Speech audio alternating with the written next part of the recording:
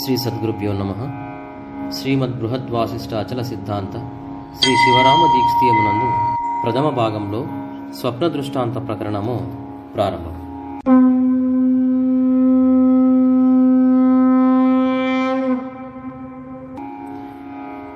కలదోచిన శరీరము ఎలాగో అలాగే మూలము లేని ఈ గుర్తిరిగే శరీరము ఏమీ లేదు. ఇది సర్వాబద్ధము. గురువాక్యము చేత మేలుకొనని వారికి నిజముగాని గురు సూచన కలిగిన వారికి ఏమీ లేదు. ఎంత చేసినా ఏమీ లేదు. కలలో గాయములు మరునాటికి కనుబడవలను గదా, అలాగుననేమి కనుబడలేదు. అయితే కలలో నరకులాడినప్పుడు బాహ్యమందు వాస్తవముగా నరుకులాడు సమయమందు ఎంత బాధ ఎంత దిగులు గలదో, కలలో అంత బాధను అంత దిగులు అంత వ్యవహారము గలదు. కానీ తక్కువ లేదు. ఆ కలలో ఆలోచన చేయుటకు అవకాశము లేదు, అనుభవించవలేదు, సందేహము లేదు. ఆ కల తనకు తాను తీర్చుకొనలేడు. అతడు అనుభవించే కల ఎవరికీ తెలియదు. ఆ కలకు ఏలాగున నివారణ కనబడను? ఆ కలకు మూలము లేదు. ఆ కల తీరిన పిమ్మట ఏ చింత లేదు. ఆ కల దారిన ఆ కలయే పోవును, తన దారిన తానే పోవును. భయము కలుగదు, భక్తి లేదు. బిడ్డలు లేక పరితపించుచుండే దంపతులకు కలలో కుమారుడు కలిగినట్టు, ఆ కుమారునికి వివాహము చేసినట్టు, అద్దుముద్దు చూచుకున్నట్టు, కుమారుడు చనిపోయినట్టు, కోడలు మాత్రం విధవ అయినట్టు కలగని అందులోనే శుభాశుభములు అనుభవించి మేలుకొనిన పిమ్మట అవి అబద్ధమైన గాని ఈలాగున కలదోచినే ఏమోననుకొని ఆ కలను దలచుకొని ఆ శుభములను గురించి చింత ఏలాగున కొంచెము కొంచెము దోచుచుండునో అలాగుననే గురువాక్యము చేత మేలుకొనినప్పటికీ ప్రపంచ సుఖదుఖములు మనస్సునకు దోచుచుండును.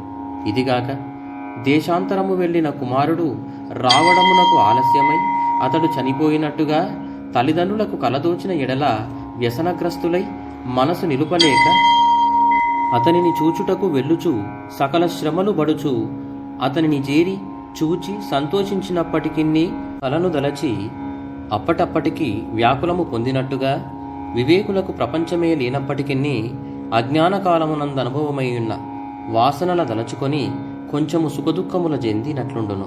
ఇదిగాక కలలో 10 రోజులు విడువక చనిపోయిన భార్యను కలిసి సుఖించినట్టు తోచుచుండి అనంతరము దేహమునకు రుగ్మత కనిపించిన ఎడల ఆ భార్య దయ్యమై తనను వెంబడించినట్టుగా తాను ఆలోచించి అందుకు భూతవైద్యునిచే శరీరమునకు భయము లేకుండా సంరక్షణ చేసుకున్నట్టుగా ప్రపంచ వాసన చేత తనకు లేని దుఃఖములు కలిగినట్టుగా తోచడమే గాని విచారిస్తే ఏమీ లేదు. ఇందుకు కలగనేటప్పుడు యథార్థముగానే యుండును, కల తీరగానే ఏమీ లేదు. కలలో ఏనుగులు గుర్రములు ఒంటెలు అనేకములు కనబడును. అవి అన్నీ ఏలాగున నిజము కాదో అలాగుననే ఏదీ నిజము కాదు. ఇందుకు దృష్టాంతం ఏమైనా కలదా అంటే కలదు. కలకు మూలము లేదు.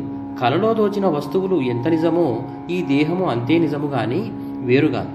ఈ తీరున ఎవరు తెలుసుకుందురో వారికి అనుమానము లేదు. కలలో తాను ఏనుగునెక్కినట్టుగాను పట్టాభిషేకమైనట్టుగాను దోచును. ఆ కలలో తనకు ఎంత సంతోషమైనను ఏమైనను అనుభవం గలదా? లేదు గదా.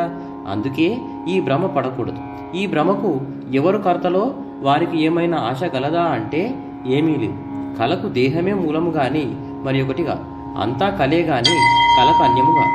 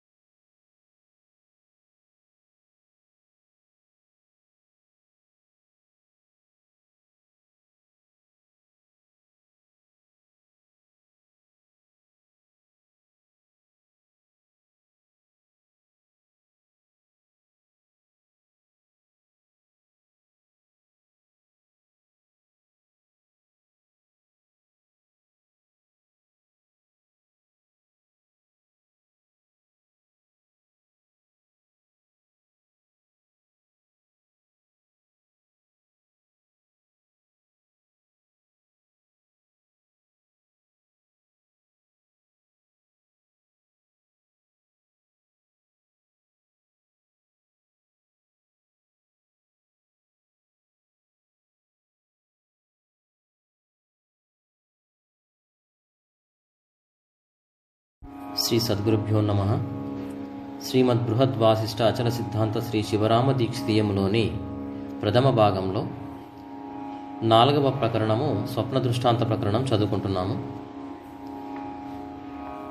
నాకు ఒకటి తెలియదు, నన్ను ఎవరూ అడగరు, నాతో ఎవరూ పలుకరు, నన్ను చూచేవారు ఎవరూ లేరు, నా మాట వినేవారు లేరు, నాకేమీ తెలియదు, నేనడిగిన ఎవరు చెప్పరు, నేననగా ఏమో నీవనగా ఏమో. జాగ్రత్త గలవాడు నా అనుమాట విచారించవలెను. నాకు నీవు కావాలి, నీకు నేను కావాలి. నీవు నేను అనుట నేనే సుమి, దైవమే నేనని కొందరందురు, నీవేలాగున దైవమని కొందరందు. నిజమును చెప్పుతాను వినుము, నా మాట నేను చెబుతాను, అందరూ నా మాటే చెప్పెదరు, నాతో నావారే పలుకుదురు, నేను నా దారిలోనే ఉందును, అందరూ నా చుట్టాలే, అందరికీ గల ధనము నా ధనమే, అన్నీ నా ఇండ్లే, అన్ని నా వాకిన్లే, అన్నిటికీ నేనయ్యున్నాను, అన్నిటినీ నేనే గుర్తెరుగుచున్నాను. నా కులమే పాపిష్టి కులము, నా కులమునే నమ్మరాదు, నా కులమనగా నేను గాను, ఎవరో తెలుసుకొనుము.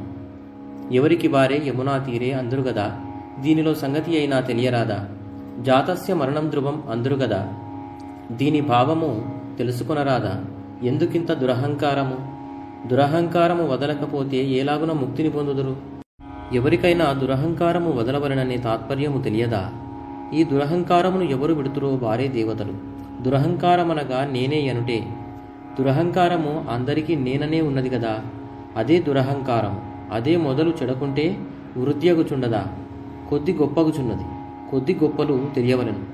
వేసవి కాలమందు అంతటా పచ్చిగడ్డి లేక నిర్మలముగా నుండి ఆ గడ్డి అంకురములు చెడక వానాకాలంలో మొలలోతు గడ్డి పెరిగి పాములు, తేళ్లు, కుక్కలు, నక్కలు, పందులు, గొర్రెలు పొర్లాడుచు తిరుగుచుండలేదా, అలాగుననే అహంకారము కొద్దిది గొప్పది, గొప్పది కొద్దిది అగుచుండును గాని, కొద్ది అహంకారమైతే ఒకటి, గొప్ప అహంకారమైతే ఒకటి అగునా.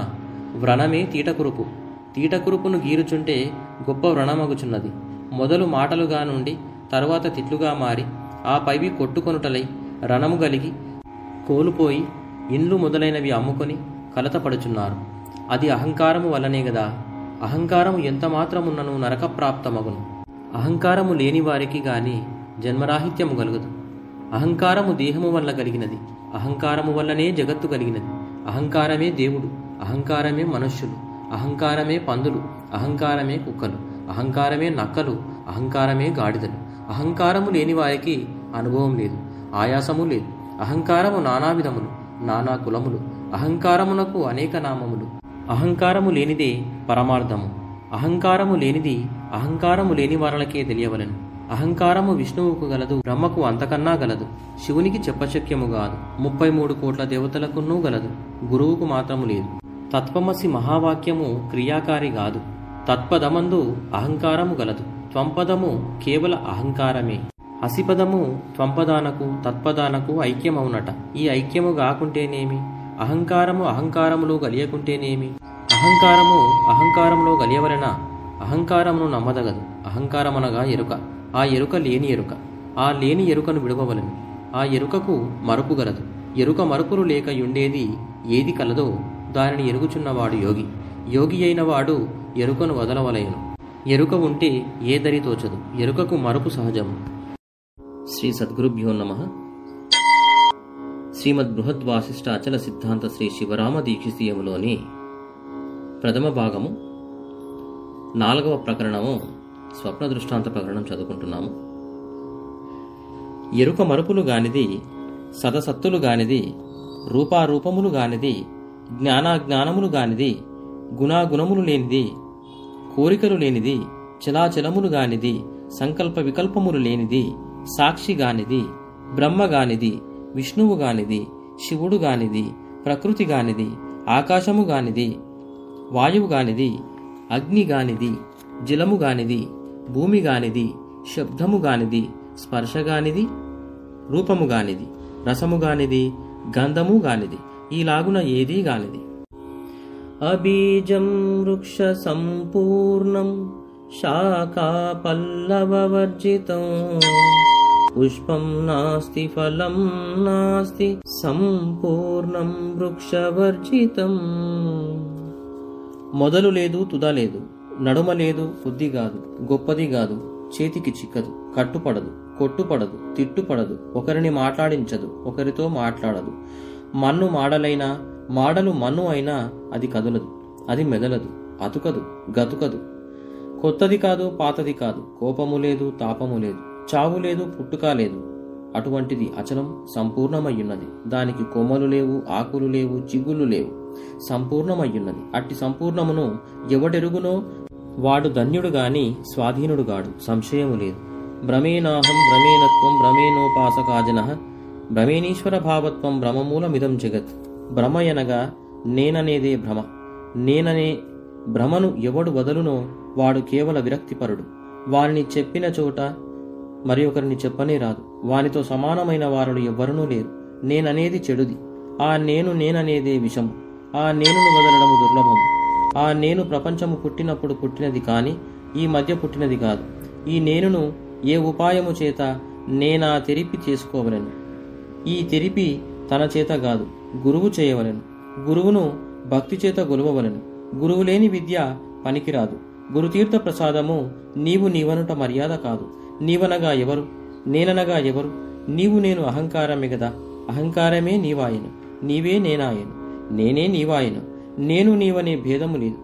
నీవని ప్రస్తావించినప్పుడు భేదబుద్ధి తోచుచుండను. ఒక అహంకారమే అన్ని దేహములలోనూ ఉన్నది. దానిని నీవు నేనని అనిన దోషమే. నీవు లేదు, నేను లేదు. నీవు నేను లేకపోతే రూపములు భేదమై ఉండవలదా అని అందురేమో. అందుకుగాను నీవు నేననే జ్ఞానము భ్రాంతి జ్ఞానము. ఆ భ్రాంతి ఒక్కటే అయినను తన్నే భేదములని తోపించుచున్నది. తన భ్రాంతే తాను సంపాదించిన ధనమును తన శరీర పోషణకు ఉపయోగము కాకుండా చేయబడుచున్నది. తన్ను తానే నిందించుకొనుచున్నది. తన్ను తానే భూషించుకొనుచున్నది. తన్ను తానే తెలుసుకొనలేదు. తనకు తానే శత్రుత్వము, తనకు తానే మిత్రుత్వము. ఒక కుక్క గాజుల ఇండ్లలో నుండి ఏ మల్లారములో ఏ గాజులలో చూచినను తాను ప్రతిఫలించి మొరుగుచుండును. అలాగే తాను అన్ని శరీరములలోనూ ఉండి తనకు తానే అన్యముగా దోచుకొని భ్రాంతి చేత తిరుగుటే గాని తెలుసుకుంటే తనకు అన్యమైన వస్తువు ఒకటి లేదు. తాను నిలవబోడు. తానే లేకపోయిన పిమ్మట నెవ్వరూ కానము. కనుక నేనీ వనుట భ్రమయని రూఢిగా నమ్మి ఉండవలెను. శ్రీ సద్గురుభ్యో నమః. శ్రీమద్ బృహద్ వాసిష్ఠ అచల సిద్ధాంత శ్రీ శివరామ దీక్షితీయములోని ప్రథమ భాగంలోని 4వ ప్రకరణము స్వప్న దృష్టాంత ప్రకరణం చదువుకుంటున్నాము. ఉపాసనలు చేయుట భ్రమ. ఆ ఉపాసనలు ఎవరిని గూర్చి చేయుచున్నారు? ఆ ఉపాసన క్రమము ఎలాగుననున్నదనగా, యాచకులు అనేకులు రాగల గ్రామములో గలవారు. ఆ యాచకులకు ఏమైనా ఉపకారము చేయుట యందు భ్రాంతి చేత నిష్టము లేక ఒక మొండి కట్టెను పెత్తనదారునిగా ఏర్పరచి నీవు యాచకులకు సమాధానము చెప్పి పంపుచుండవలెను. అలాగున చేసితివేని నీకును వచ్చిపోయే యాచకులకై ఇంత ఇవ్వమని నీవు చెప్పితివేని అదే విధముగా మేము జరపగలము అని నీకు గాని యాచకులకు గాని సంవత్సరం ఒకటికి 100 వరహాలు ఈ విధముగా ఇవ్వగలము. అందులో నీవు అనుభవించినా సరే మరి ఒకరికి ఇచ్చినా సరే అని ఈనని చేనులో బెదురు బొమ్మను కట్టినట్టుగా గ్రామములోను ఒక బెదరు బొమ్మను కట్టుదురు. చేనులో బెదరు బొమ్మకు గొప్ప కర్రనొకటి దాని చేతిలో నుంచి సున్నము పూసి బొగ్గుతో మీసములు కన్లు మొదలైనవి ఏర్పరచి ఉంచితే దూరము నుంచి ఆ బొమ్మను చూచి బెదరుకొని ఏలాగున మృగములు వెళ్ళునో అలాగుననే 2 చెవులకు తేళ్లవలే 2 పోగులు పెట్టుకొని కొన్ని గుడ్డలు మీదను తలను చుట్టుకొని మొలత్రాడు పెట్టుకొని 2 చెప్పులు గాని ముచ్చలు గాని ఎదుట నుంచుకొని మేకపోతు గంభీరముగా నడి బజారులో దేవత వలె కూర్చున్న మనిషిని యాచకుడు వచ్చి గ్రామంలో ప్రవేశించి ఎవరి దగ్గరకు వెళితే మాకింత ఉపయోగమని అడగగా అతనికి ఆ గ్రామదేవతను చూపింతురు. అతని దగ్గరకు రాగానే పలుకడు, కనుల చూడడు, విని వినని వానివలే కని కనని వానివలే నుండును. అయినా ఆ యాచకుని ఆదుర్త వలన మరి ఒకసారి పలుకరించిన కస్సున ఎగురును. వానికి తగినవాడైతే ఎదురు వాదం వేసుకుని కూర్చుండును. వాడు ఒక మాట అంటే 4 మాటలు అనుచు వాని భవిసిని అనగా గౌరవమును చెరచును. ఈలాగున వానితో కూడా తంటాలు పడును. ఎన్ని తంటాలు పడినా ఏమీ లేదు. అందుకే వేమన చెప్పినాడు, దాతగాని వానిని తరచుగా వేడగానే కనికరము గలుగదు. ఆవురు గడ్డి తెచ్చి సముద్రములో ముంచగానే దర్భ కానిరదని చెప్పినాడు. అలాగునని ఈ యాచకుల విషయమై ఈలాగున గ్రామమునకొకరిని పెద్ద బెదరు బొమ్మవలే ఏర్పరచిరో, అలాగునని గ్రామములో ఒక దేవతను గాని 2-3 దేవతలను గాని మతస్థులు ఏర్పరచుకొందరు. అట్టి దేవతల ఉపాసన చేయగానే ఏమి గలదు? ఆ దేవతకు మనము చేసిన సహాయము ఏమిన్నీ దానికి తెలియదు. దాని విషయమై ఏమి చేసినను మన కొరకే గదా. ఎలాగనగా కాలస్వభావము వలన వ్యాధుల వలన పుట్టబడే మహాలక్ష్మమ్మ ధూమములు, స్ఫోటకములు, దగ్గులు, తీటలు మొదలైన ఉపద్రవములు అనగా మందుల కలవిగాని రోగములు, వాంతి భేదులనే రోగములు కలిగిన ఎడల ప్రజలకు భయంకరము దోచి నిర్వన్నులయ్యుండు సమయంలో ధైర్యము గలుగుట కొరకై 10 మంది చేరి ఒక వేప చెట్టుకు పసుపు పూసి బొట్లు పెట్టి అందరూ పానకము, వడపప్పు మొదలైనవి చేయుచు అందులోనే ఒక పైత్య వికారము గలదానికి ఆవేశము కలిగి ఒళ్ళు తెలియక గంతులు వేయిచుండగా తాము పూజ చేయుచున్న వేప చెట్టులో గల మహాలక్ష్మమ్మకు మాట్లాడుటకు నోరు లేక అతి భక్తి కలిగి శివాలు చిందులు త్రొక్కుచుండే. మనుష్య శరీరంలో ప్రవేశించినదని ఆ చెట్టును వదిలి ఈ చిందులు ద్రొక్కుచున్న చెట్టును తగులుకొని అందరూ మాయమ్మ, మా తల్లి మమ్ము రక్షించు, మా ఇంట్లో మా పిల్లవాడు బ్రతికితే 4 ఏటలను 10 కోళ్లను 1 దున్నపోతును ఇచ్చెదము, మా తల్లి మాయమ్మ అని ప్రార్థించుచుందురు. ఆ రోగికి ఆయుర్దాయము ఉండి బ్రతికితే 10-11 జీవములను బలి ఇత్తురు. ఆ బలి ఇచ్చిన హేతువు వలన ఆ రోగి బ్రతికినాడనుట గాదు. అదే నిజమైతే రాజాదిరాజులు కూడా ఈ రోగము వలన చనిపోవుచున్నారు గదా. వారు తమ నిమిత్తమై ఎన్ని జీవములనైనా బలి ఇవ్వగలరు గదా. అందుకు వారు బ్రతికిరా. కావున ఇది అబద్ధము. ఈ ఉపాసనలు ఏమీ క్రియాకారి కాదు. శ్రీ సద్గురుభ్యో నమః.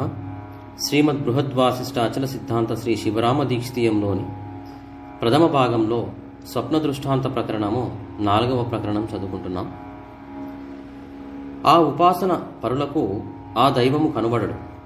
కోరిన కోరికలు ఇత్తురని చెప్పుచున్నారు. మనము చూడలేదు. ఎవరైనా అనామికులు, దరిద్రులు తమకన్నా ఎవరు కొంచెము వృత్తిలో భాగ్యవంతులై ఉందరో వారిని చేరి సేవకావృత్తి వలన గాని, అనుసరణ వలన గాని, అధికులమని గాని, పాఠకులమని గాని, శాస్త్రజ్ఞులమని గాని ఒక ఉపాయము చేత ఇతరుల ధనము ఆర్జించి జీవింపుచుందురు. జీవులకు జీవులే దేవతలయ్యున్నారు. జీవులకు జీవులే దూతలయ్యున్నారు. జీవులకు జీవులే శత్రువులయ్యున్నారు, మిత్రులయ్యున్నారు. జీవులు జీవులనే అనుభవించుచున్నారు. ఎలాగనగా తాగే నీరు జీవులు, ఎట్లనగా నీరే పురుగులగుచున్నవి, ఆ పురుగులు నీరగుచున్నది, గింజలన్నీ పురుగులగుచున్నవి. జీవులకు జీవులే భక్షణ గాని ఇందుకేమి సందేహము లేదు. ఈ జీవులు నరకమనుభవించుచున్నారు, ఒకరిని ఒకరు అనుభవించుచున్నారు.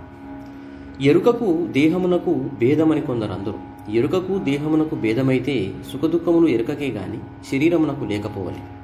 అందుకు శరీరమునే సుఖదుఖములు అనుసరించి ఉన్నవి. ఎరుకకు దేహమునకు భేదమైతే సుఖదుఖములు శరీరమునకు లేకుండా ఏలాగునుండవలనగా పుట్ట వంటిది దేహము, పుట్టలోని పాము వంటిది ఎరుక. ఇల్లు వంటిది దేహము, ఇంటిలోని మనిషి వంటిది ఎరుక. రాయి వంటిది దేహము, రాతిలోని కప్ప వంటిది ఎరుక.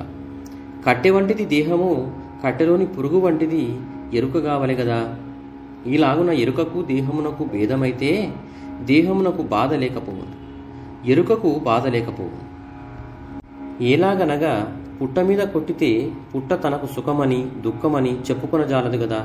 పుట్టలో గల పాము ఎక్కడ నుండునో తెలియదు గదా. అలాగే ఎరుకకు సుఖదుఖములు లేకపోవును, దేహమునకు లేకపోవును.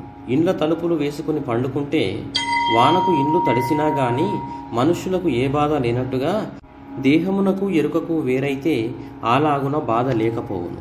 రాతికి దెబ్బ తగిలినా గాని రాతిలోని కప్పకు ఏలాగున బాధ లేదో అలాగే శరీరమునకు బాధ లేకపోవును గనుక ఎరుకకు దేహమునకు అభేదముగా కనబడుచున్నది.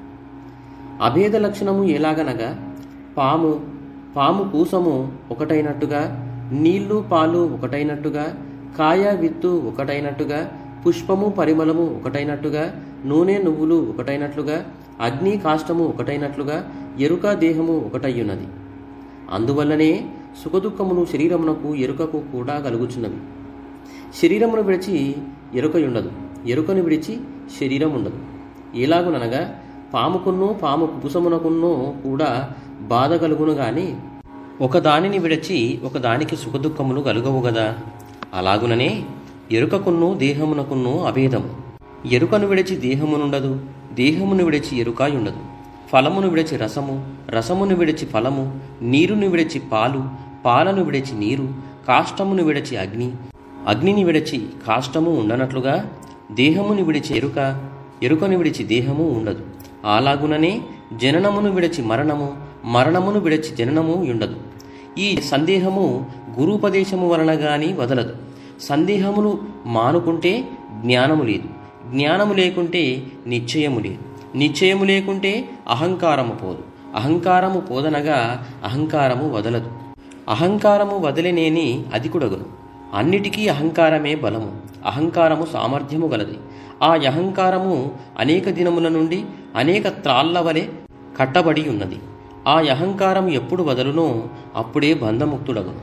అహంకారము వంటి పాపిష్టిది అహంకారమే గాని మరి ఏది కాదు.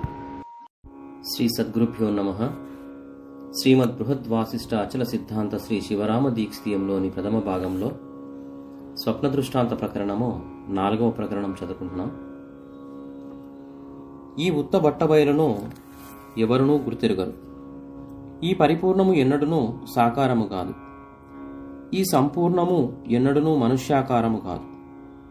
ఈ పరము ఎన్నడునూ అవతారమును కాదు. ఈ పరబయలుకు ఎన్నటికీ ఎరుక లేదు. ఈ అచలమునకు ఎన్నటికీ మలినము లేదు. ఈ పరిపూర్ణము మనలను కప్పుకొని ఉన్నది. ఈ పరమనే ముసుగులో మనము ఉన్నాము. ఈ బట్టబయలు అనేది ఎన్నటికీ పోనేరదు. ఈ పరిపూర్ణమునకు కోపములు తాపములు లేవు. ఈ భూమకు ఏమీ లేదని చెప్పుచునే ఉన్నారు. ఈ అచలము ఎన్నడూ నశించదు. నిత్యము ఈ పరాపరము మహాగూఢమైనది, సత్యము. ఈ పరిపూర్ణము మహానిర్మలము, నిలకడగలది. దేహమునకు మూలము విచారించితే లేనే లేదు, గట్టిగా లేదు. దేహమునకు ఆధారము గలదా ఎనినా లేదు. దేహమునకు నిత్యత్వము ఎన్నటికిన్నీ కలుగనే కలగదు. దేహమునకు నిలుకడలేదు. నిలుకడగలిగితే దేహము నిత్యమే. దేహమునకు నాశనము కలిగిన పిమ్మట తిరిగి కలుగదు. దేహమునకు నాశము కనబడుచునే ఉన్నది. కాని దేహమునకు నిత్యత్వము చెప్పవలనంటే నమ్మకము చాలదు. దేహమునకు నియమము లేదు, నిలుపు లేదు, అండా లేదు. దేహమునకు జీవుడు లేదు, పరమాత్మ లేడు, బ్రహ్మ లేడు. దేహమునకు తలవ్రాత లేదు, తలతిక్క లేదు. దేహమునకు తల తోక రెండునూ లేవు, దీనిని ఎరుగలేరు. దేహమునకు జడత్వమే గాని నిర్మలత్వము దొరకదు. దేహమునకు ప్రాణాయామము వలన ఆయుష్యం లేదు. దేహమునకు వికారములే కలుగుచున్నవి గాని మరేమీ లేదు. దేహమునకు ఇంద్రియములకు భేదము లేదు. కలదోచిన శరీరము లేలాగో అలాగే మూలం లేని ఈ గుర్తిరిగే శరీరము ఏమీ లేదు. ఈ ఉత్త బట్టబయలు ఏమీ లేదు, ఒక్కటి లేదు. ఈ ఉత్త బట్టబయలుకు ఏమీ లేదందరు కదా. ఈ ఉత్త బట్టబయలనగా ఏమంటే చెప్పెదము. ఈ పరిపూర్ణము అనగా పుట్టని చావనిది. సర్వదేశములయందు సర్వకాలములయందు మొదలు చివర లేక చరించకయుండునది. అతి రహస్యము బట్టబయలనగ వినియు తెలియజాలరదే మొకుతేట పడగా మాయ బలమైన వారెట్లు మరుగుదోయ నవ్యతర భోగి శ్రీ సదా నందయోగి. అతి రహస్యము బట్టబయలని గలిగేయున్నది. ఆ వాడుక ఎన్నటికి నీ అనుభవం వల్ల తెలియజాలరు. ఈ మనుషులకు గల వెర్రి తెలుపుటకు ఎవరి వశము? వెర్రివాని మాటలే వినసొంపుగానున్నవి. మంచివానికి ఆ వెర్రి మాటలు వచ్చునా? కనుక గురువుల వలన సంప్రదాయము అందుకే కదా. ఆత్మబుద్ధి సుఖం చైవ గురుబుద్ధిర్విశేషతః పరబుద్ధి వినాశాయ స్త్రీ బుద్ధి ప్రళయాంతకః అని కలదు. ఆత్మబుద్ధి సుఖం చైవ అనగా తన బుద్ధి యందు ఆత్మానాత్మ వివేకము చేసి నిశ్చయము ఇది అనిశ్చయము ఇది అని స్థిరపరుచుకున్నటే ఆత్మసుఖము గాని మరి ఒకటి ఆత్మసుఖము కాదు. అందుకే తనకేగాకయున్న తనకు అది ఏలయని రామస్తవమునందు చెప్పబడుచున్నది. తన బుద్ధి తనకు స్వాధీనము కావలను. బుద్ధి స్వాధీనము కాకపోతే పాము నివాసముగానున్న ఇంట్లో కాపురము చేసినట్టుగా ఉండును. ఆ కాపురము అతి భయంకరముగానుండును.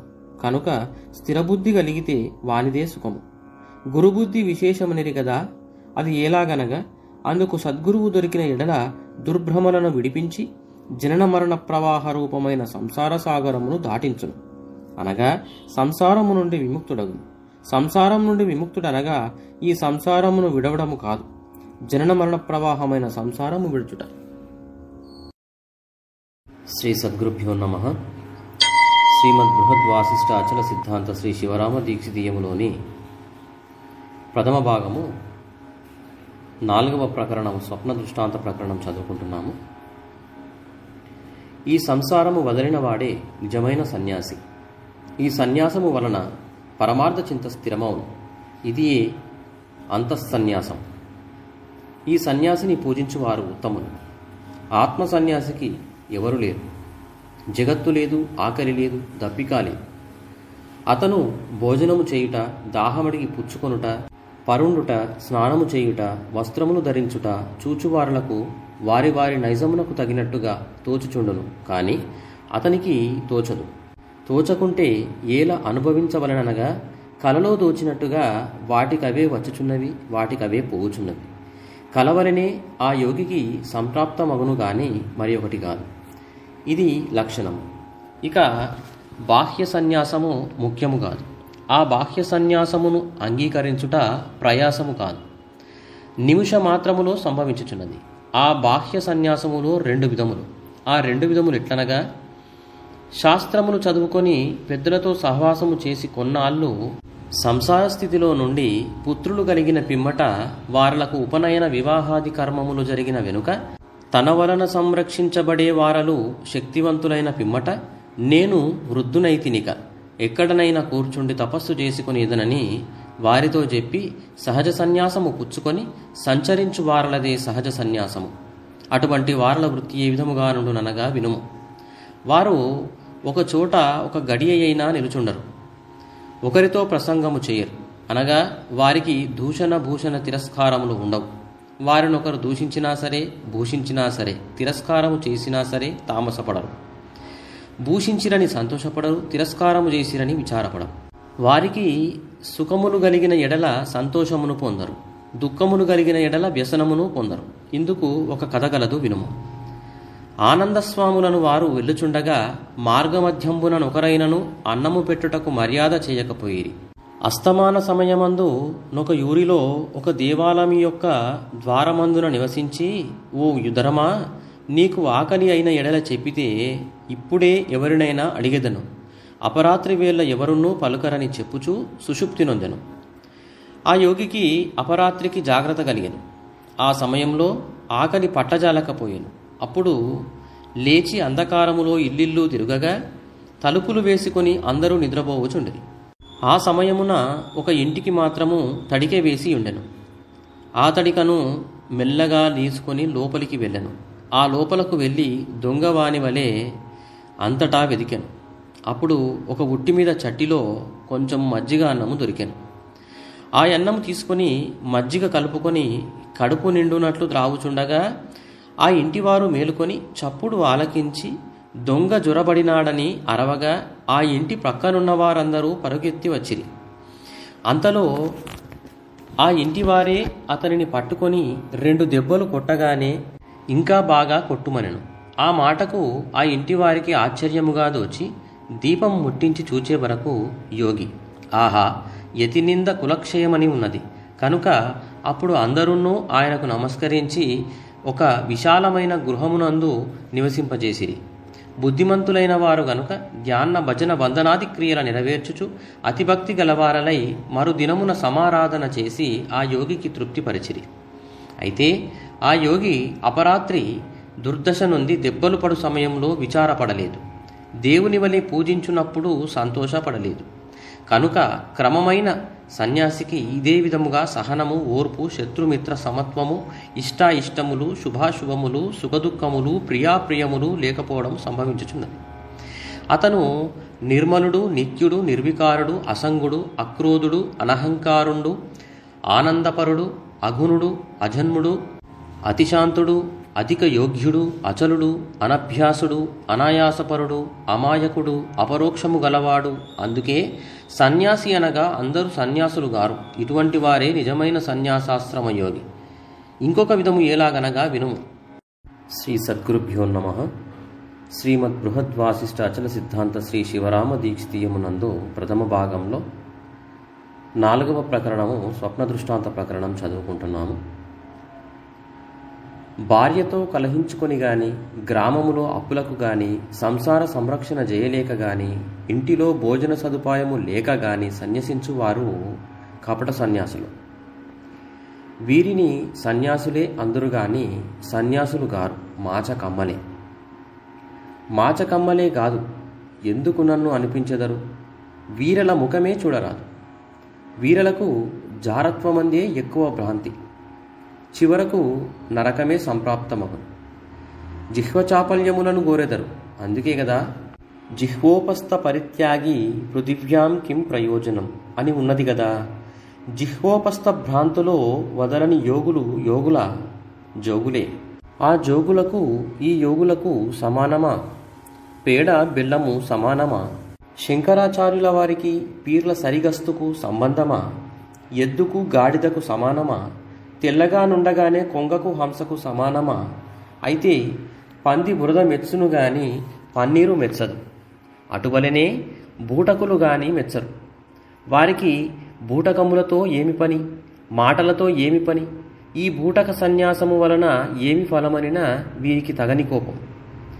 తిండి సౌఖ్యము, స్త్రీల పరిచర్యలు, స్త్రీలతో అవలంబనముగా మాటలాడుట, పరమార్థ విమర్శ చక్కగా తెలియకపోవుటయు, రుచిపక్వములు బాగుండకపోయినా తగవులాడి లేచిపోవుట, తపస్సు లేకపోవుట, ఎల్లప్పుడూ ఒకరితో వ్యవహారములాడుచుండుట, సత్కాలక్షేపము చేయకపోవుట, శత్రుమిత్ర సమత్వము లేకపోవుట, తననే పొగడగోరుట, తన ప్రతాపమే చెప్పుకొనుచుండుట, తానందరినీ భయపెట్టుచుండుటననుట, తనకందరూ బద్దులై నుండవలెననుట, సుఖముల గోరుట, ఈ విధమైన వేషములతో ప్రవర్తించు సన్యాసులను చేరరాదు. ఇందుకు ఒక కథ అరుదైనది గలదు. నేను కొంత చూచినదే, నేను విన్నదే, నాకు తెలిసినదే. ఊరెందుకు పేరెందుకు, నడత వింటే చాలదా? ఆ నడత వింటే అటువంటి వారలైతే అగ్నిహోత్రముతో గలసిన ఆజ్యము వలె మండుదురు. మండితేనేమి? ఆ నడత గలవారలకు పాదరక్ష ప్రయోగమే. నీకేమంటే నీకేమనేది, ఇర్రి కొమ్మంటే బర్రె కొమ్మనేది, చూడి గొడ్డంటే పాడి గొడ్డనేది. నా పద్ధతి ఇంతే, వింటే విను, వినకుంటే మాను. ఒక ఊరిలో ఒక బ్రాహ్మణుడు గలడు. అయితే చదువుకున్నవాడే. చదువుకుంటేనేమి, చదువుకున్నందుకే వచ్చిన తిప్పలు. చదువుకొనకుంటే ఏమీ లేదు. అతను సన్యసించను. సన్యసించి దేశముల మీద పోయెను. దేశము వీడని ఆ యవిద్య అతనిని వదలకనే పోయెను. ఆ మాయామోహితుడై తిరిగి కొన్ని నాళ్లకు తన గ్రామమునకు వచ్చి ప్రవేశించిన పిమ్మట ఆ గ్రామస్తులు దేవాలయములో గల మండపములో నుంచిరి. ప్రతిదినము ఒకరు భిక్షావందనములు చేయుచుండిరి. ఈలాగున జరుగుచుండగా ఈ సన్యాసి భార్య ప్రతిదినము చెరువునకు నీటికి పోవుచు ఒకనాడు పూర్వ సంబంధ మోహము వదలక తన పెనిమిటిని దర్శనము చేయగా భార్య సౌందర్యమునకు మూర్ఛాక్రాంతుడై తెలివి తెచ్చుకొని కలుసుకొనిది. ఈ యోగి కోడలకు ఆ వర్తమానము తెలిసి అల్లరి చేశాను. ఆ సంగతి అత్తకు తెలిసి తన పెనిమిటితో చెప్పాను. ఆ మాట మనస్సున నుంచుకొని ఆ స్థలమును విడిచి గోలుకొండలో తన కుమారుడు సంపాదన పరుడవుచుండగా అక్కడకు వెళ్ళి కుమారుని చూచి అతనిచే భిక్షావందనము వడసి, భోజనకాలమందు కుమారా, నే చెప్పిన పని తప్పక జరిగించునటుల ప్రమాణము చేసితివేని భోజనము చేయుదును, లేని ఎడల లేచిపోవుదునెను. ఆ సమయమున పంక్తిలో కూర్చున్నవారు ఏమనిరనగా, నీకు పూర్వాశ్రమమందు కేవలము తండ్రి, ఈ ఆశ్రమమందు జగత్పూజ్యుడైన యోగిగావున ఏలాగున చెప్పునో అలాగున జరిగించక నీకు తప్పదని అందరూ పలికిరి. అప్పుడు తండ్రితో మీరు చెప్పిన పని జరిగింతునని ప్రమాణము చేశాను. ప్రమాణము చేయించుకొని భోజనము చేసెను. కావున అతడు దుర్మార్గుడు. ఆవల ఏమాయననగా భోజనమైన పిమ్మట చదువుకున్న యోగి తెలిసినవాడు గనుక కుమారునిచే చేయించుకున్న ప్రమాణమునకు ఏ విధమైన కార్యమును చెప్పి ఘనతను పొందునో తెలియవలెనని అందరూ ఆయనను చుట్టుకొని ఉండిరి. అప్పుడు ఓయి కుమారుడా రాబోయి అని పిలిచి కూర్చుండుమని చెప్పినదేమనగా, నేను పూర్వాశ్రమమగు మన గ్రామమునకు పోయి తిని 10 రోజులు ఉంటిని. ఎవరి నోట వినినగాని నీ భార్య వ్యభిచారి అయి తిరుగుచున్నదని నా ఎదుటనే వాడుకొనిరి. నేనా మాటలు వినలేక అందరితోనూ అత్తను తీసుకుని నీ వద్దకు వెళ్ళుమని చెప్పి తిని. ఆ మాట అత్త చెప్పినదని పైబడి కొట్టి లేచి ఎక్కడికో వెళ్ళాను. కావున నీవు దానిని విడిచిపెట్టమని చెప్పగా లేచి అతడు అలాగు చేశాను. ఆ యోగి తనకు ఇష్టమైన వాడని యమధర్మరాజు నవ్వుచుండెను. అక్కడి జనుల చేత ఆ యోగి దూషింపబడెను. కావున కపట సన్యాసులకు మోక్షము లేదు, నరకమే సిద్ధం. అయితే అందరూ నన్ను దూషింతురేమో. నా గ్రంథము వినండి. శ్రీ సద్గురుభ్యో నమః. శ్రీమద్ బృహద్వాసిష్ట అచల సిద్ధాంత శ్రీ శివరామ దీక్షితీయములోని ప్రథమ భాగంలో 4వ ప్రకరణము స్వప్న దృష్టాంత ప్రకరణం చదువుకుంటున్నాము. నేను చిన్నతనంలోనే వేదములను చదివినాను, శాస్త్రములను చదివినాను, ముద్రలను చూచినాను, యోగములను సాధించినాను, మంత్రములను తెలుసుకున్నాను. ఎన్ని తెలుసుకున్ననేమి, అన్ని అడవి మార్గములుగానే ఉన్నవి. అప్పుడు నాకు దిగులు కలిగినది. నాకు ఎవ్వరు చెప్పకపోయేది. కాశీకి వెళ్ళినాను, అందరినీ చూచినాను, కొన్నిటికి సమాధానములను అడిగినాను. వారు చెప్పిన మాటలు పూర్వపక్షము చేసినాను. అందులో కొందరు నా సిద్ధాంతమును నమ్మినారు. ఎరుకను తీసివేసినాను. గోలుకొండ పట్టణమునకు చేరినాను. తురకలతో వాదించినాను. అందరిది ఒక కులమేనని అన్నాను.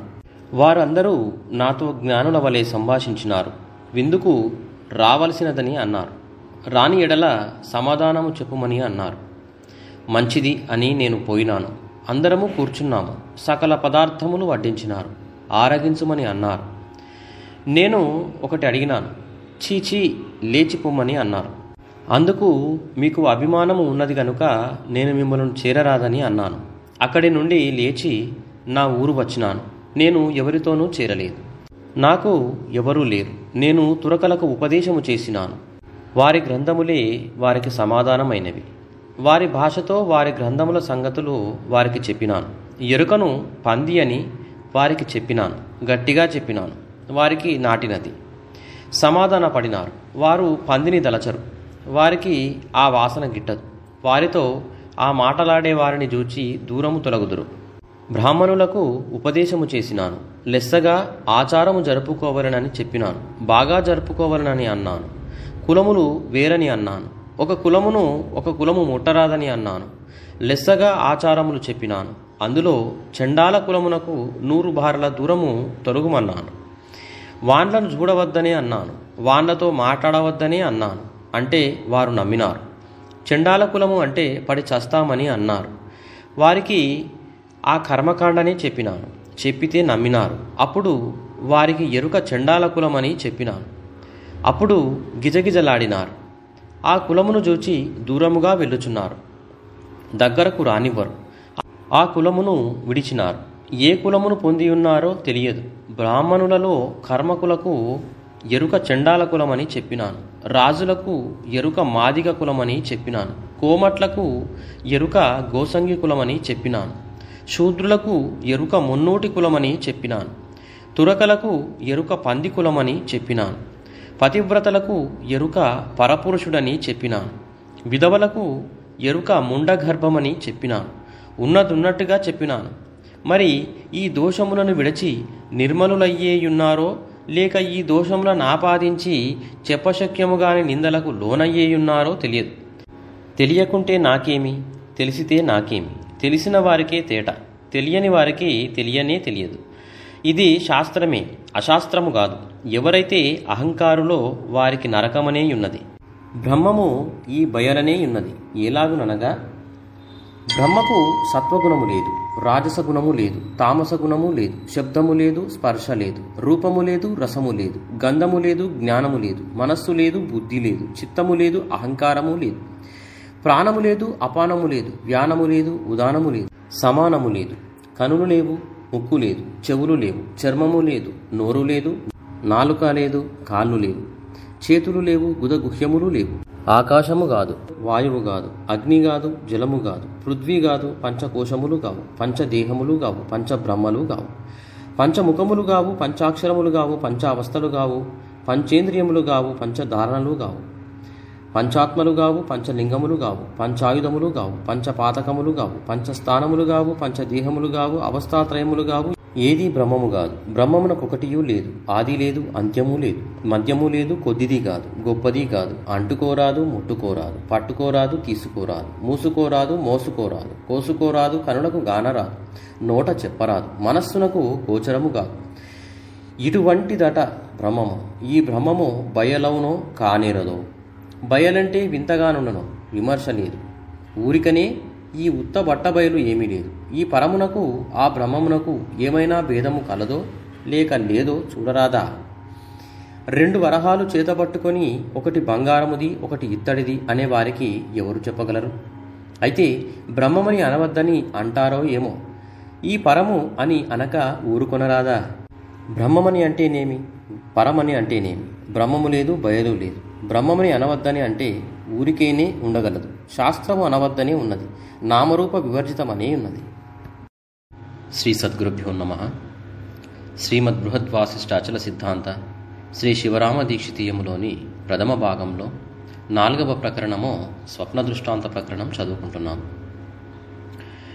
అలాగుననే అయితే బ్రహ్మమని అనము, అనకపోతే బ్రహ్మ విచారమే లేదు. లేకపోతే పోని అనినా లేకపోవును. బయలని ఎనడము ఎందుకు? ఓ బయలో బయలో అని పిలిచితే ఎవరైనా పలుకుదురా? ఎవరు పలుకరు గదా. బయలని ఎందుకనవలే? ఏమి ఉన్నదని పరమని పేరు పెట్టినారు. ఆ పరము తనకు పేరు లేకపోయేనని ఒక పేరు పెట్టుమని తగవులాడెనా? పేరు పెట్టకపోతే పలుకదని ఏమైనా భయము చేత పేరు పెట్టినారు? ఎందుకని పేరు పెట్టినారు? ఎందుకు చెప్పుమా? ఎవరు ఆ పేరు పెట్టినది? ఆ పేరు పెట్టినవారు పరమునకు తల్లి అగునా, తండ్రి అగునా? తల్లి కాకపోతే తండ్రి కాకపోతే ఎవరికి ఇంత శ్రద్ధ? ఆ పేరు పెట్టినది ఈ పరమునకు ఏమి కావలెను? ఈ పరమునకు కొడుకు కావలెనా, కూతురు కావలెనా? ఈ బయలుకు పెనిమిటి గలడా? పెనిమిటి లేకున్న బిడ్డలు కనెనా? బిడ్డలు లేని గొడ్రాలని అనవలయునా? పరమని పేరు పెట్టినది ఎవరు? దీని పూర్వోత్తరమేమి? ఇది ఎక్కడ ఉండేది? దీనికి ఇల్లు ఎక్కడ? దీనికి తల్లి ఎవరు, తండ్రి ఎవరు? దీనికి పెండ్లాము బిడ్డలు గలరా? ఇది పుట్టి ఎన్నాళ్ళాయను? పుట్టినటువంటి ఎరుక గిట్టునా గిట్టదా? ఎరుకనగానేమి? ఎరుకను విమర్శించవలెను. అలాగే విమర్శించుమా. ఓ ఎరుక, నీకు నివాసమెక్కడా? బయలు. నీకు తల్లి ఎవరు? నా తల్లి దేహం అనుకున్నాను. నీకు తండ్రి ఎవరు? తండ్రి కూడా దేహమేననుకున్నాను. అనుకోవడమే కానీ నీకు బాగా తెలియదా? తెలియదు. నీకు చుట్టాలు ఎవరు? కలలో పుట్టినవారు చుట్టాలు. నీకు భార్య ఎవరు? కలలో శరీరము భార్య కావలను. నీకు సంతానం ఎంతమంది గలరు? కలలో అనేకులు పుట్టినారు. అందరూ బాగా ఉన్నారా? అందరూ అప్పుడే నశించినారు. ఒకరైనా లేరా? ఒక్కరైనా నిలిచిన వారు కారు. నీకు ఇంటి మొదలు ఏమీ లేదా? ఏమీ లేదు. ఎవరినైనా పెంచుకున్నావా? నేనెవరినీ పెంచుకునలేదు. నీకు ఎన్ని సంవత్సరములు? ఎన్ని సంవత్సరములు అయినది ఎరుగను. నాకు మూలము నాకు తెలియదు. నీ బియ్యాలవారు ఎవరు? స్వప్నదేశస్థులు. స్వప్నదేశస్థులనగా ఆ స్వప్నదేశం ఎక్కడనున్నది? నాలోనే ఉన్నది. నీవెక్కడ ఉన్నావు? నేనంతటా నిండి ఉన్నాను. నీకు రూపము గలదా? నాకు రూపము గలదు. నీ కులమేమి? నా కులము ఎరుకల కులము. నీవు ఎరుక చెప్పెదవా? నేను ఎరుక చెప్పుచునే ఉన్నాను. నీవు చెప్పిన ఎరుక నిజమేనా? నిజము చెప్పితే నిజమే. అయితే అబద్ధం కూడా చెప్పెదవా? ఏమి? చెప్పుచునే ఉన్నాను. అబద్ధం ఎందుకు చెప్పవలేను? నేను మంచిదానని అనిపించుకున్నటకు అబద్ధము చెప్పుచున్నాను సుమా. అయితే నిజమునే చెప్పి మంచిదానవని అనిపించుకునరాదా? నేను నిజము చెప్పితే ఎవ్వరికి నీ తెలియనే తెలియదు. ఎందుచేత తెలియదు? మమత వదలనందు చేత. మమత వదలక తెలియకపోవడమే గాని ఆ మమతను వదిలితే తెలుసునా? తెలుసును, సందేహము లేదు. నీకు మమత వదిలినదా? నాకు మమతయే దేహమాయను. దేహమున్నంత మటుకు మమత గలదు. దేహము లేకపోతే గాని మమత లేకపోదు. మమత నాకు స్వభావమయ్యున్నది. శ్రీ సద్గురుభ్యో నమః. శ్రీమద్ బృహద్వాసిష్టాచల సిద్ధాంత శ్రీ శివరామ దీక్షితీయములోని ప్రథమ భాగంలో 4వ ప్రకరణము స్వప్న దృష్టాంత ప్రకరణం చదువుకుంటున్నాము. ఈ మమత ఏలాగున లేకపోవును? సద్గురూపదేశము వలన మమత లేకపోవు. మమత ఈలాగున గూఢముగానున్నది. గురూపదేశము వలన జన్మరహితము కానేరదని కొందరు ప్రతిపాదించుచున్నారు. అనగా సద్గురూక్తము వలన మమత వదలదని అభిప్రాయం. ఏలాగుననగా మమతే దేహమయ్యుండెను గదా. దేహమున్నంత మట్టుకు మమత ఉండునని ఉన్నది గదా. గురూపదేశమైనప్పుడు మమత దేహముతో వదలవలసినదే గదా. అట్లయినా మమత ఏలాగున వదలను? అయితే గురువునకును మమత వదలకయే పోయేనా? ఇక జన్మరహితము మమత వదలుట ఎవరికి? అనగా గురువుగారు ఇలా అన్నారు. గురువునకు మమత లేదు. దేహమున్నంత పర్యంతము మమత గలదని చెప్పినందుకే గదా కాలిన పిడక వెలి బూడిదే అయిన చందముగానున్నది. ఇదిగాక ఏనుగమరింగిన వెలగ పండుబలెనున్నది. గురువుల వారికి దేహము కనబడుచున్నను ఆ వెలగ పండుబలే పైకి మాత్రము నగుపడునే గాని లోపలనేమీయూ లేదు. అలాగున ఉన్నది కనుక గురువుల వారికి దేహము కనుబడగానే ఆయనకు మమత కలదని ఎంచరాదు. ఆ మమతలు ఆయనకు లేవు. ఆయన మమత గలవాడు కాడు. ఆయనను ఒకరు అనేవారు లేరు. ఆయనతో సమానుడు ఎవరు గారు. ఆయన ఒకరి మమత పోగొట్టేవాడు. సత్యం, సందేహము లేదు. ఇంద్రజాలకుడు చేసిన విద్యను చూచితే ఇతరులకు నిజమని తోచినే గాని ఆ ఇంద్రజాలకునికి భ్రమదోచునా? ఆ ఇంద్రజాలకునకు ఎంత మాత్రమూ నిజమని తోచదు. ఆ ఇంద్రజాలకునికి తాను జేయు జాలములన్నీయు సర్వాబద్ధములని తోచుచుండును. ఈ ఇంద్రజాలం ఎటువంటిదో ఈ జగత్తు అటువంటిది. ఇంద్రజాలమునకొకడు కారణుడున్నాడు, కాని ఈ జగత్తునకు ఒకరైనా కారణుడు లేడు. కారణము లేని కార్యము కలదాయనగా లేదని చెప్పుదురు. అందుకు ఇంకా శంక చేసుకుని అడగవలసినవన్నీ ఒకసారే అడుగుము. అడిగితే అన్నిటికీ ఒకసారిగానే సమాధానములను చెప్పెదము గాని పదే పదే మేము చెప్పజాలము అనగానే శిష్యుడు, అయ్యా, కారణము గల కార్యము గలదు గాని కారణము లేని కార్యము ఏలాగున గలదోయని మనస్సునకు బాగా శంక దోచుచున్నది. ఆ తోచిన దానిని శంక చేయుచున్నాను. ఈ సందేహము నివారించవలెను. మీరు సద్గురువులు, మీకు సందేహములు లేవు. సంశయములన్నీ మాకే గలుగుచున్నవి. మీ ఎదుట మాట్లాడలేక ఊరకున్నాము. సంశయము తీరదు. మాట్లాడగలిగియూ వాదించకూడదని ఊరకున్నను సంశయము తీరదు. ఈ సంశయమును తీర్చుకోలేక మీ ఎదుట మీరు చెప్పినట్లుగా విని ఊరకుండి మరి ఒకరిని అడుగుట వెర్రితనం. ఆ వెర్రితనము వలన పరమార్థమేమీ లేదు గదా. పరమార్థరహితముగా విచారించుట వలన మాకు సార్థకమేమీ లేదు. మీకు మా శిష్యులు బుద్ధిమంతులని మీరు సంతోషించుటకు కారణము గలదా లేదా? ఇంతకు మీరు సహనవంతులు గనుక మీ ఎదుట మేము అడగగలిగితిమి. గురువులు మిరపకాయల వంటి వారైతే మేము అడగలేము.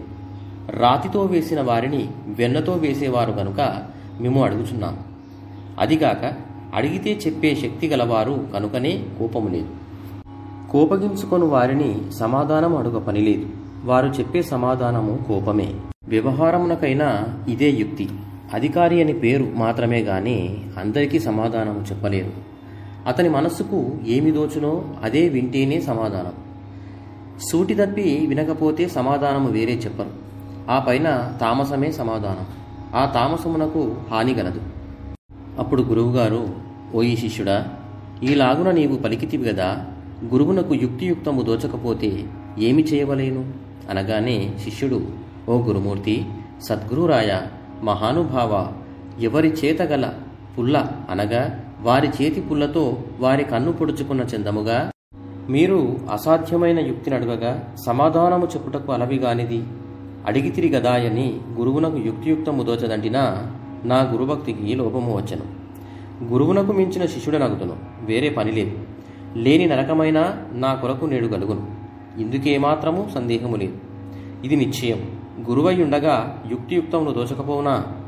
తోచినట్టయితే ఎందుకు చెప్పకపోయినని అంటినా యుక్తియుక్తములు దోచియుండియు అడిగితే చెప్పడు. కపటము గలవాడంటినా ఆ లాగున గురువు కపటము గలవాడు మర్మము గలవాడని నేను దూషించి ఏమి లాభము చెందుదును? ఓ గురుస్వామి, నేను మిమ్ములను ఎందుకు ప్రశ్న చేసి తిని? బాణాసురుని వరము వలేనున్నది, భస్మాసురుని వరము వలేనున్నది. నేను ఏలాగున నిరూపణ చేయుదును? గురువుకు యుక్తియుక్తము దోచదని నిరూపణ చేయుదునా? బాగానే ఉన్నది. శ్రీ సద్గురుభ్యో నమః. శ్రీమద్ బృహద్ వాసిష్ఠ అచల సిద్ధాంత శ్రీ శివరామ దీక్షితీయములోని ప్రథమ భాగంలో 4వ ప్రకరణము స్వప్న దృష్టాంత ప్రకరణము చదువుకుంటున్నాము. గురుబ్రహ్మ గురుర్విష్ణు గురుర్దేవో మహేశ్వర గురుస్సాక్షాత్ పరబ్రహ్మ తస్మై శ్రీ గురవే నమః అని ఎటువంటి పామరులైనా అనుకొందురు గదా. అంత మాత్రమైన నేను అనుకోకపోతిని. నేనెంత గురుభక్తి లేని వాడనైతిని. గురువునకు యుక్తియుక్తము తోచును గాని చెప్పేవాడు గాడని అందున అట్లు చెప్పేవాడు కాడని తోచిన పక్షమందు మనస్సులోనైనా నుంచుకోక ఏల బయలుపడవలెను అనగా, గురువుగారు, ఓయి తరువాత ఆ మాటలకు సమాధానము చెప్పగలవాడవే. చెప్పెదవు గాని ఇప్పుడు అన్న మాట బహు బాగుగానున్నది. ఏమనగా, ఎప్పుడైనా బయలుపడవలను. లోపల ఎన్నాళ్ళు ఉండినా తుదకైనా బయలుపడక సార్థకములే. కనుక బయలుదేరవలను, బయలుపడవలను. బయలు వంటిది బయలే కానీ మరి ఒకటి కాదు. అయినను గురువునకు యుక్తియుక్తము దోచకుంటే ఇలాగునయని అడిగి తిని గదా, అందుకేమి సమాధానము చెప్పితివి?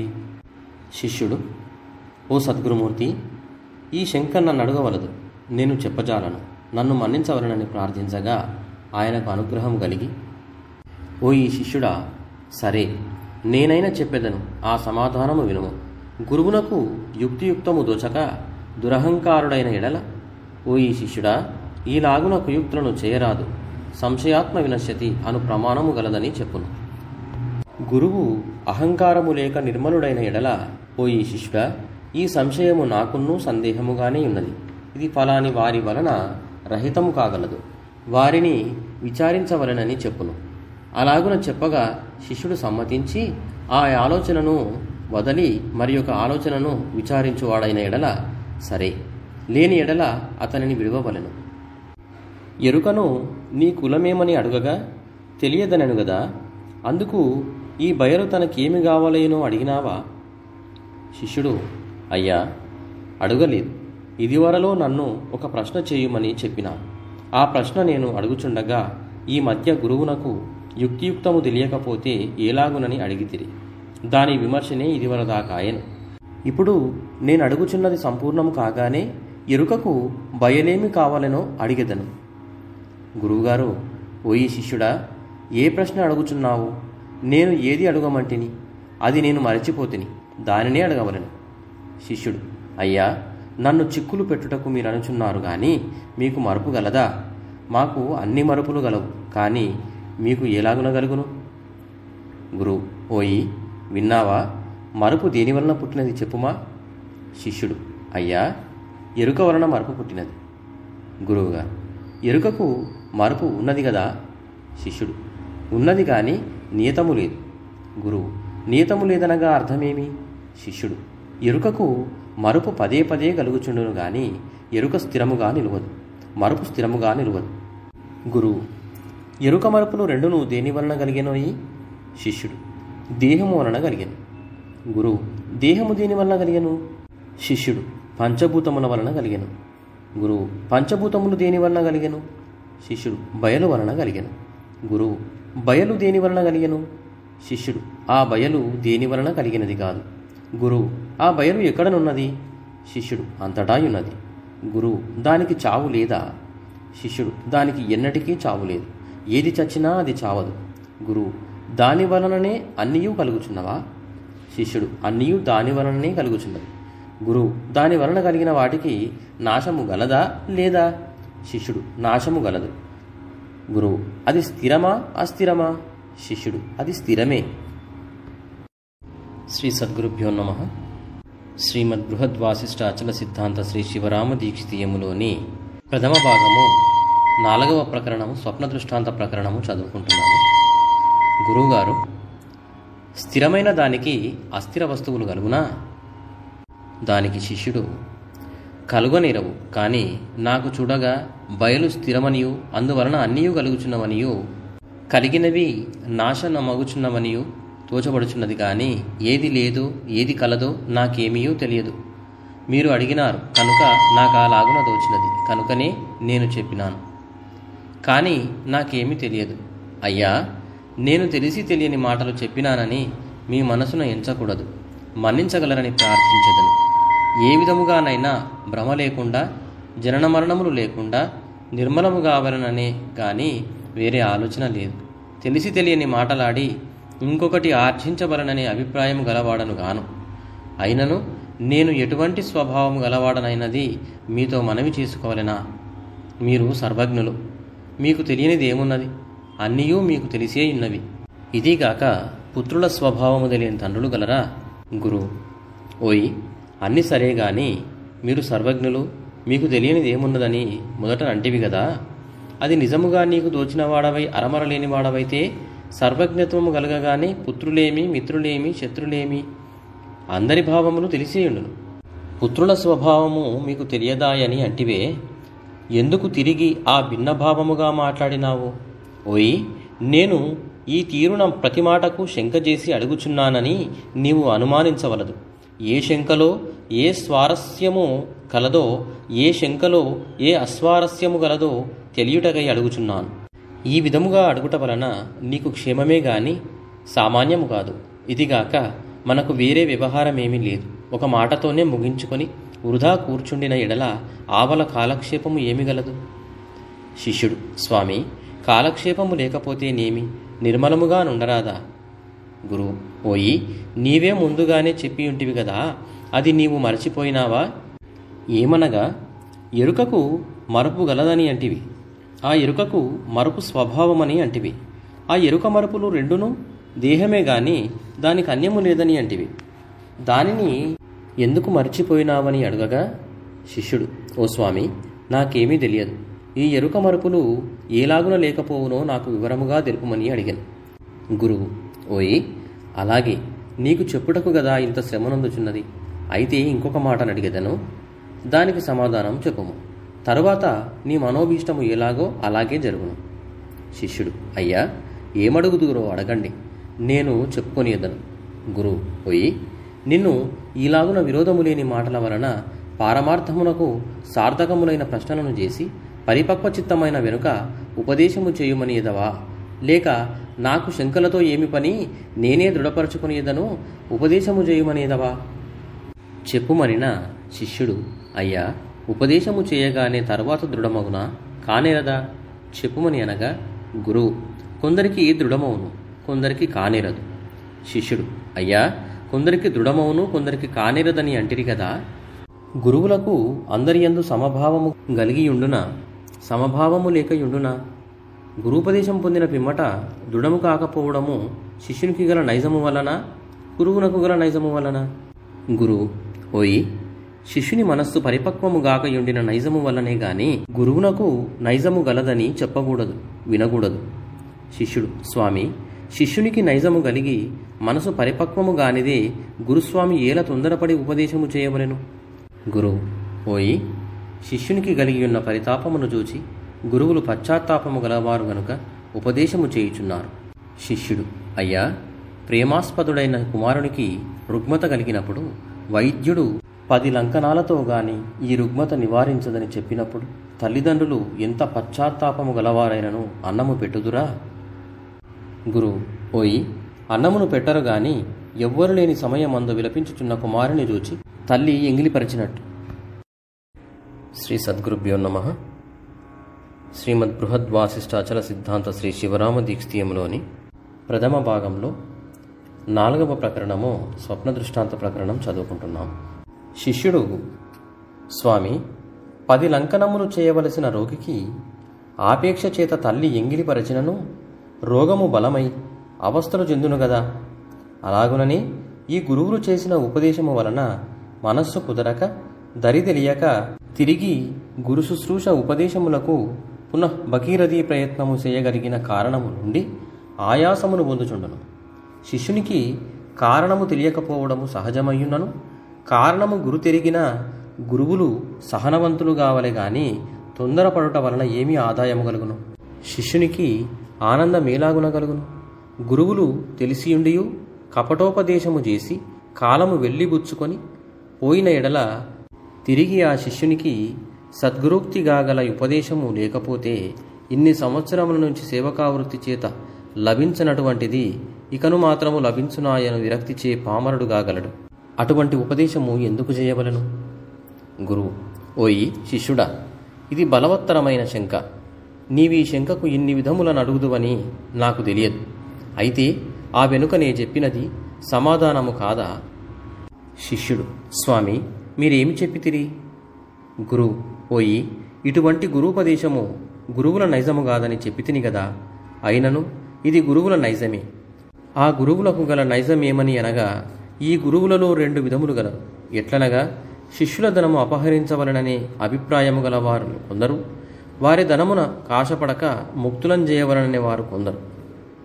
గురవో బహవస్సంతి శిష్యవిత్తాపహారకః త్వమేకం దుర్లభం మన్యే శిష్యహృత్తాపహారకః అనే ప్రమాణము వలన గురువులు బహుమంది గలరు.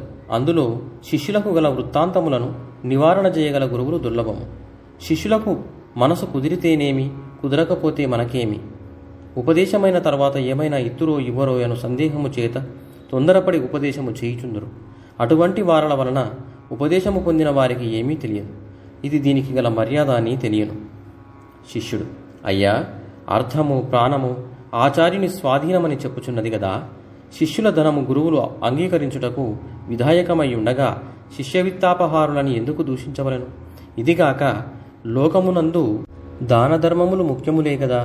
ఇదీనుగాక పూర్వోక్త గ్రంథముల యందు కూడా కరులనేమి హరులనేమి సుందరులనేమి విడచిన మోక్షాసక్తి గల వారలయ్యేదరని చెప్పుచుండగా ఏల శిష్యార్థహారులనే పేరు ప్రసిద్ధమయ్యున్నది. గురువు: ఓయి, శిష్యునికి మనసు పరిపక్వమై బోధ సాంగోపాంగమును పొందిన పిమ్మట గురు సంరక్షణ తనకున్నంతలో ఎందుకు చేయక మానను?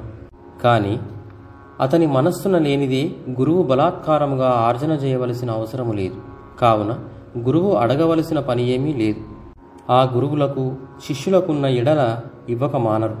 వారు ఎంత ఇస్తే అంతే చాలును. వారిని కొసరకూడదు, కసరకూడదు. బయటికి కొసరక పోయినను ఇంకా ఇవ్వకపోయిననే సందేహము వలదు, అనగా సందేహం ఉంచుకొనకూడదు. శిష్యులు తమకున్నంతలో గురువునకు అన్నపానాదులు తరుగు లేకుండా జరుపవలెను.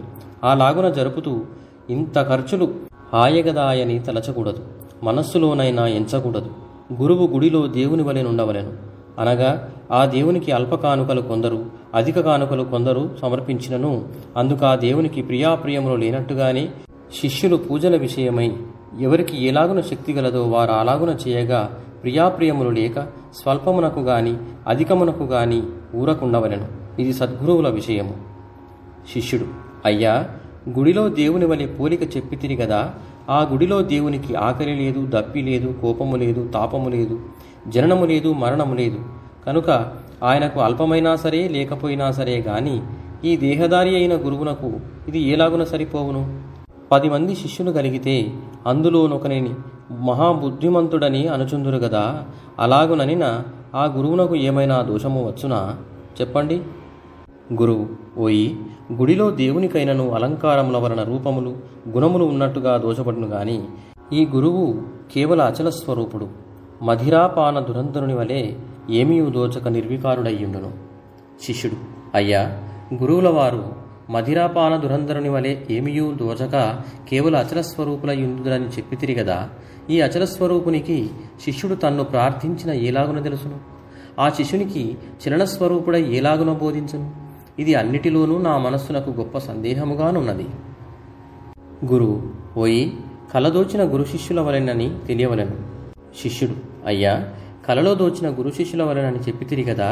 గురువునకు అవస్థాత్రయ భంగమాయనా కాలేదా? గురువు: ఓయి, అవస్థాత్రయ భంగమయ్యే అచలమును పొందెను. ఆ గురుదర్శన మాత్రము చేతనే సింహమును గనిన ఏనుగు తనంతట తాను నశించిన చందముగా అహంకార వృత్తి తనకు తానే నశింపుచున్నది. ఇది శ్రీ శివరామ దీక్షిత ప్రభావి వేదాంత విచారణి స్వప్న దృష్టాంత శంకా నివృత్తి 4వ ప్రకరణం సంపూర్ణం. శ్రీ సద్గురుభ్యో నమః. శ్రీమద్ బృహద్వాసిష్ట అచల సిద్ధాంత శ్రీ శివరామ దీక్షితీయములోని ప్రథమ భాగము 5వ ప్రకరణము అద్వైత శంకా నిరసన ప్రకరణము ప్రారంభము.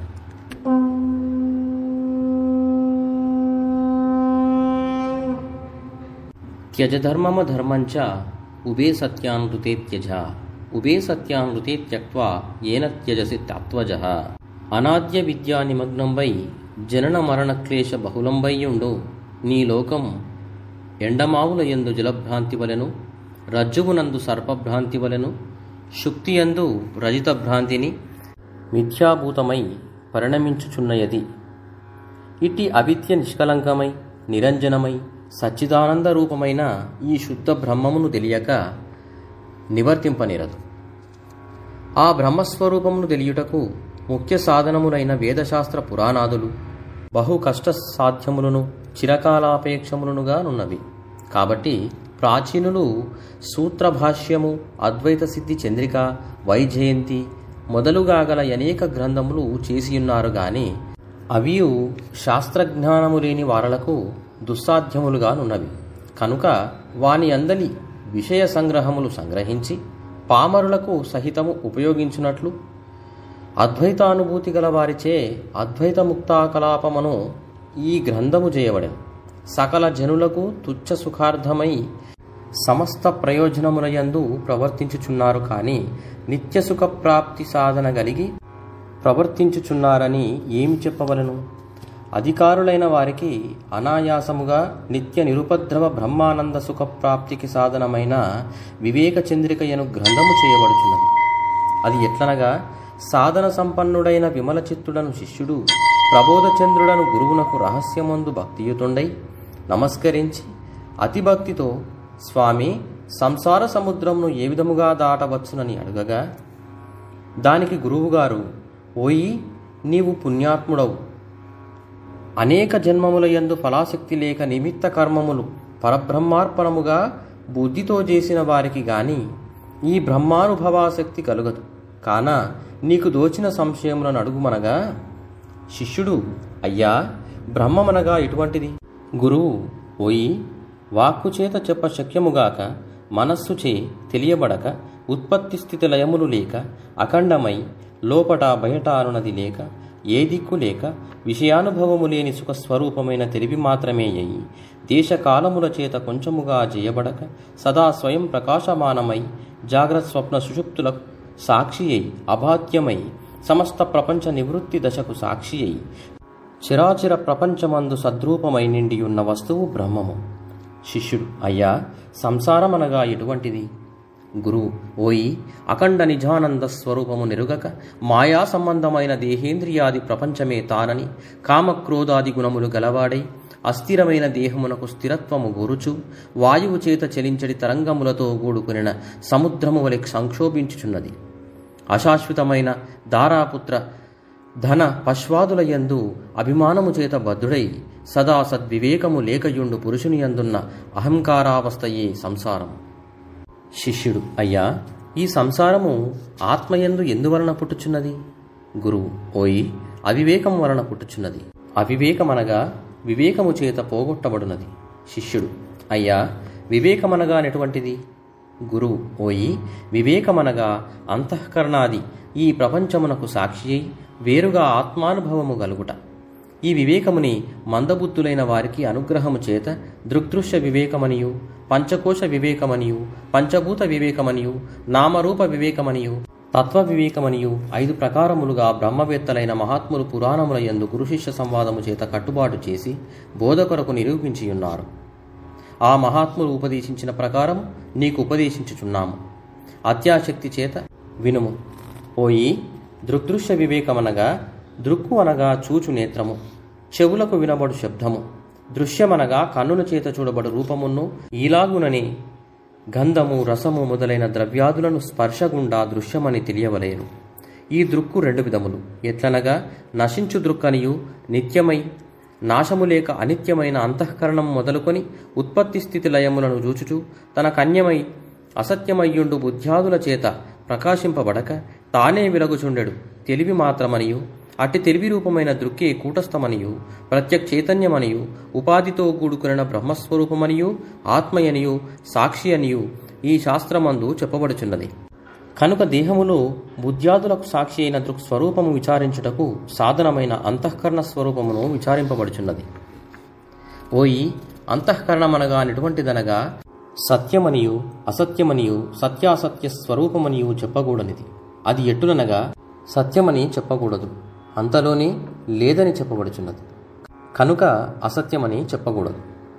సాక్షి అయిన ఆత్మస్వరూపము తెలియబడుచున్నది, కనుక లేదని చెప్పకూడదు. సాక్షి అయిన ఆత్మరూపము చేత కామక్రోధాది వృత్తి రూపమై కనబడుచున్నది, కనుక ఈ శంకలకు అధిష్టాన రూపమైన జీవుడు నిత్యుండని ప్రతిపాదించుట సర్వాబద్ధము. ఇది శ్రీ శివరామ దీక్షిత ప్రభావే వేదాంత విచారణే అద్వైత శంకా నిరసన పంచమ ప్రకరణం సంపూర్ణం.